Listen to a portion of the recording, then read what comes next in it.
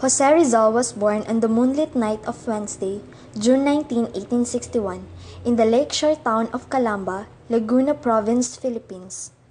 Jose Rizal was the seventh of the 11 children of Francisco Mercado Rizal and Teodora Alonso Realonda. Rizal affectionately called him a model of fathers. Doña Teodora, the hero's mother, was born in Manila on November 8, 1826.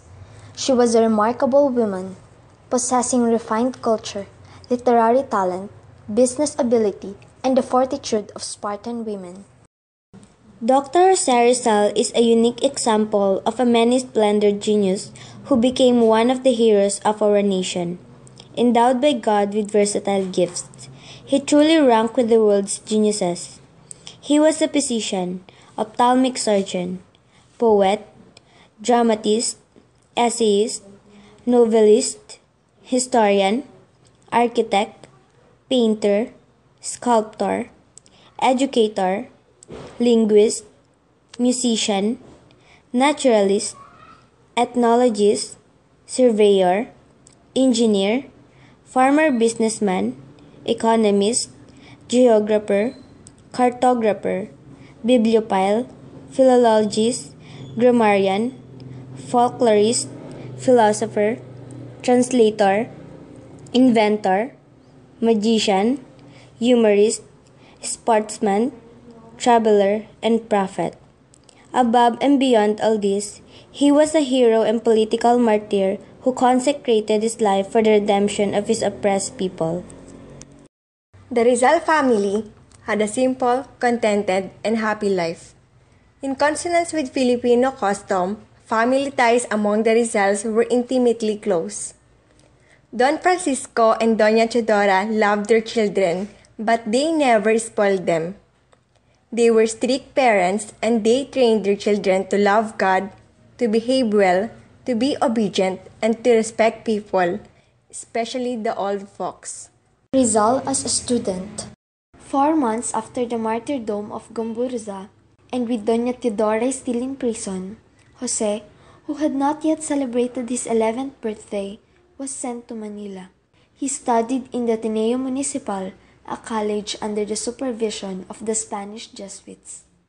Rizal finished his last year at the Ateneo in a blaze of glory. He obtained the highest grades in all subjects. The most brilliant Atenean of his time, he was truly the pride of Jesuits.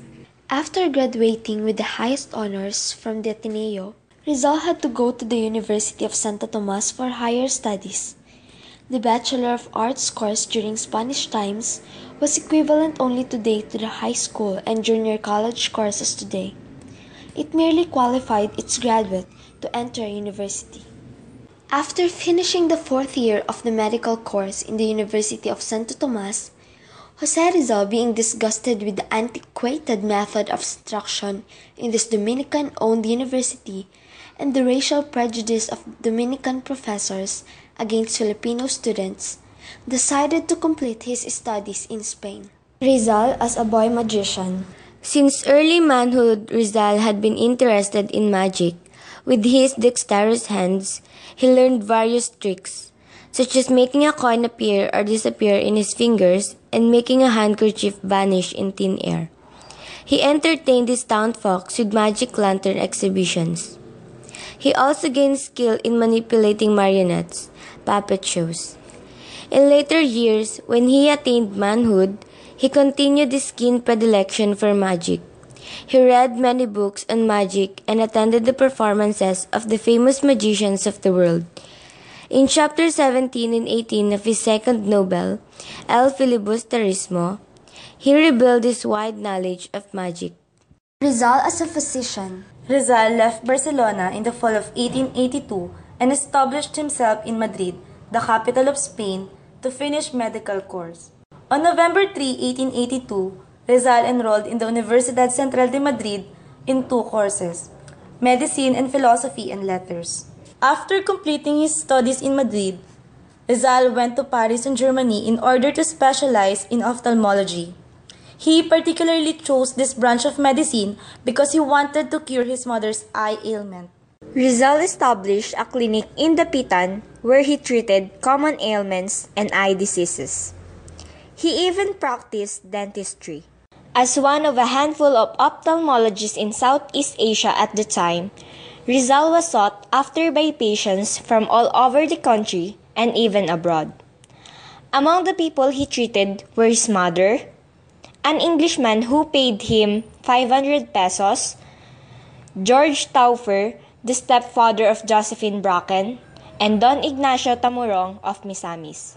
Rizal as a philosopher.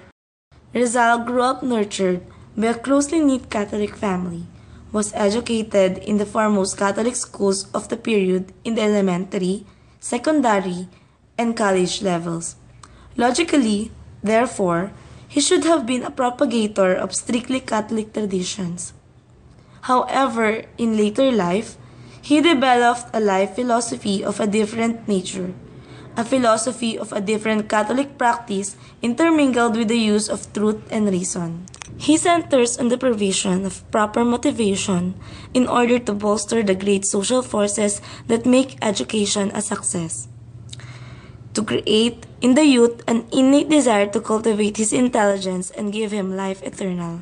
Rizal as an inventor. Rizal was not an inventive wizard like Thomas Edison, but he did have a certain talent for invention. He invented a cigarette lighter, which he called sulpakan, and sent it to Blumentritt in 1887 as a gift. The lighter used a compressed air mechanism. While in the Pitan, Rizal also invented a wooden machine for making bricks, which turned out about 6,000 bricks daily. Rizal as a zoologist. In 1892, Dr. Jose Rizal was incarcerated at Fort Bonifacio, and soon after he was exiled at the Pitan, where he immersed himself with the study of nature. Together with his students in the Pitan, Rizal was able to collect numerous species of birds, insects, butterflies, shells, snakes, and plants. In the year 1893, Dr. Jose Rizal sent 12 snakes, 1 seahorse, 2 scorpions, and several butterflies to the director of the Anthropological and Ethnographical Museum of Dresden. Rizal as an engineer and architect. Rizal was a licensed land surveyor before he took up medicine. This training enabled him to engage in civil engineering works. Among his achievements were the dam and waterworks he constructed in the Pitan in 1894 through the help of his pupils. The waterworks were built using stones, cast of tiles, bamboo pipes, and mortar from the burnt coral. He also invented a brick-making machine and a preparation of backhoe paste useful for roof construction because its water resistance, fireproof, and lightweight properties. He also spent many months draining the marshes to get rid of malaria infestation in the town. Also, one of his masterpieces was the relief map of Mindanao, which has an area of 900 square meters. The map was based in Father Murillo Velarde's scientific map. Rizal was assisted by his professor in Ateneo, Father Francisco Paula Sanchez. The map was first bordered with stones. Inside these borders, Rizal planted grasses so it will grow all over inside the border. After how many months, Rizal's attempt was in success. Rizal as an artist. The triumph of science over death, also known as Scientia, is a clay sculpture made by Jose Rizal as a gift to his friend Ferdinand Blumentritt in 1890. The statue depicts a young, nude woman with flowing hair standing on a skull while bearing a torch. The woman symbolizes the ignorance of humankind during the dark ages of history, while the torch she bears symbolizes the enlightenment science brings to the world. The Mother's Revenge is a clay sculpture created by Jose Rizal in Dapitan, 1894. It is in the collection of the Colegio Medico Farmacia. The sculpture in terracotta or clay is an allegorical representation of what was happening in the Philippines during that period. Shown is a mother dog trying to rescue her helpless puppy from the bite of the crocodile. The mother dog represents Mother Philippines and the patriots who are doing their best to save the defenseless countrymen. The helpless citizens of the Philippines, the puppy being beaten. The puppy's mother represents the patriots who are working to avenge the injustice inflicted on the people, from the cruelty of the Spaniards, as represented by the crocodile. In 1882, Jose Rizal was on his way to Spain. It was his first trip abroad. And being such a keen and interested observer, he brought his sketchbook along and made pen and ink sketches of most ports his ship visited. He said that only men can live there because everywhere else is death. Neither a root nor a leaf can exist in Athens' environment. A painting on a pair of mother of pearl. These are shells painted by Rizal in the Pitan and given as a gift to Doña Leonor Valenzuela and later passed into the hands of Doña Margarita Valenzuela. Leonor Valenzuela is one of Rizal's love interests. She is a tall girl from Pagsanhan. Rizal sent her love notes written in visible ink. They could only be deciphered over the warmth of the lamp or candle. He visited her on the eve of his departure to Spain and bade her a last goodbye. El Consejo de los Dioses was written by Rizal when he was only 19 years old and reveals the humanistic education of the Philippines. I enter the future remembering the past was Rizal's epigraph for the award. The play exposes how an Asian teenager seizes the cultural elements of the Western humanistic tradition, overcoming not only its formalism but at the same time laying the foundation for an effort toward self-knowledge. Depicting Olympian deities discussing Western literary standards, it becomes a referent text of literary criticism in the Philippines. Rizal further explores the true meaning of human desire for knowledge and designs the guidelines for a Filipino speculative thought. Junto al Pasig in English beside the Pasig is a one-act zarzuela in Spanish written by the Philippine national hero Jose Rizal, was staged by the Academy of Spanish Literature members on December 8, 1880. Rizal wrote it to honor Nuestra Señora de la Paz y Buen Viaje de Antipolo, or Our Lady of Peace and Good Voyage. The play basically possessed questions related with what Christians believe. Through Leonido, the main character, a teenager, Rizal portrayed another perspective of Satan and the Virgin Mary. He centers on thoughts such as, who is the real redeemer of mankind? Who should really be adored? Who should one believe? Does one have to believe? The play's theme revolves on Christianity, innocence against evil, and paganism.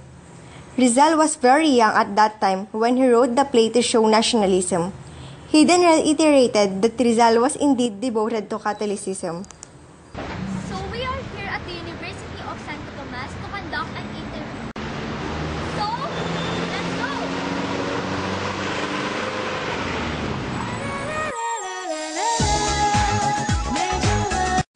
So here's the first question. Based on the facts that Rizal possessed splendid talents and prodigious intelligence, do you consider him as a genius one? Why or why not?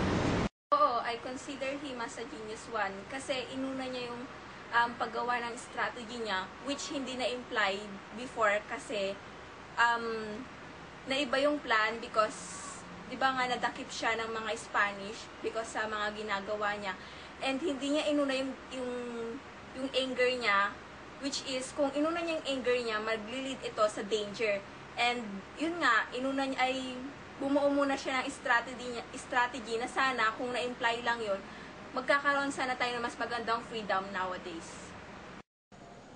Hindi ko kino-consider na ganun katalino si Rizal. Kahit sabihin natin nakapag-aral siya sa ibang bansa, nakapag-aral siya ng ilang taon sa kolehiyo, hindi ko pa rin siya kino-consider yung mga na-contribute na dito sa ating kasaysayan ay mahalaga talaga. Nagkakataon lang na nandun siya sa tamang lugar at sa tamang oras. Kaya siya kilala bilang ang ating pambansang bayani. Hindi, napaka-overrated talaga ang tingin ng lahat ng mga tao sa kanya.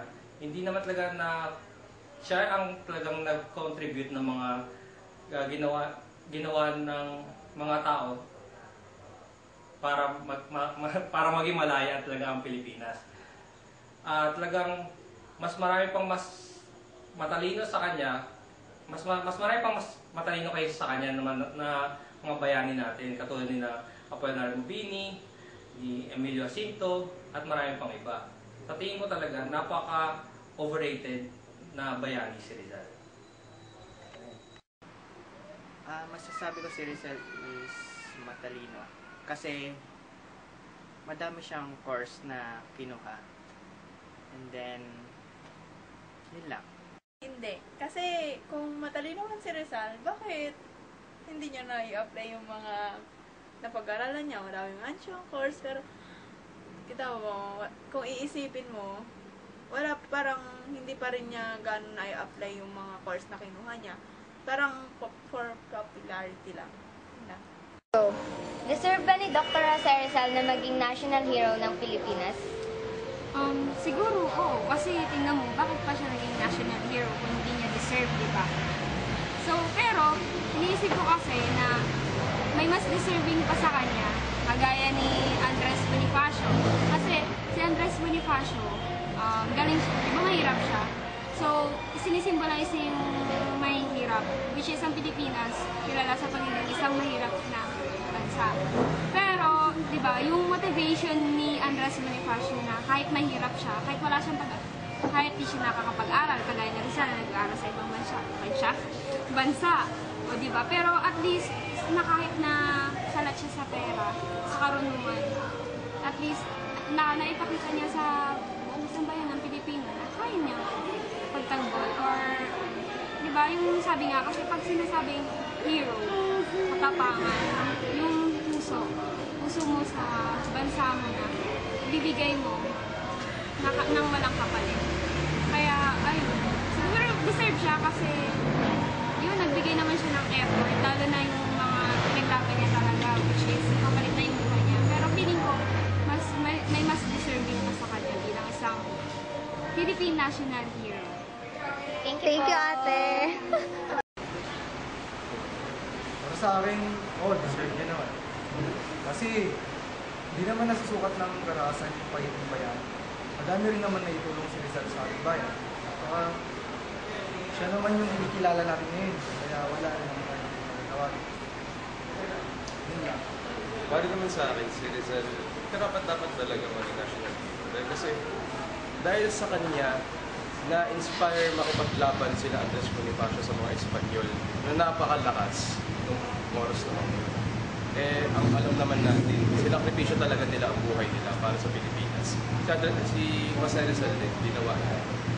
So, talagang karapat-dapat kasi ang pinaglaban ni Jose Rizal hindi lang isang buhay, buhay ng buong Pilipinas. Thank you. And we, what is our stand?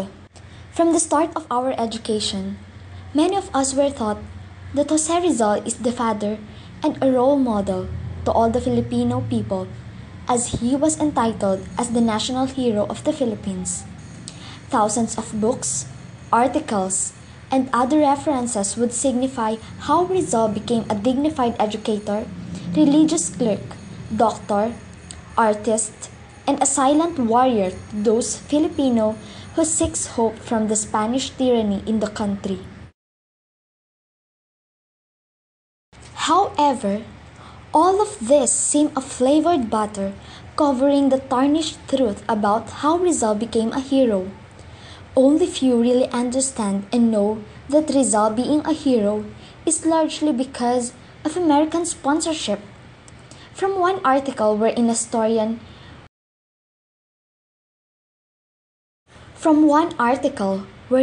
a historian really looked up to the Philippine history in Spanish Revolution era, Rizal was only used by Americans to prolong their dictatorship in the Philippines. This notion was supported by a number of formal researchers, and many would also agree that Rizal should have not been labeled as hero. But we all know that Rizal really contributes great works and ideas that we Filipinos must know and apply in our lives. Together with his mighty pen, he showed his great love for his countrymen and the aspiration for freedom.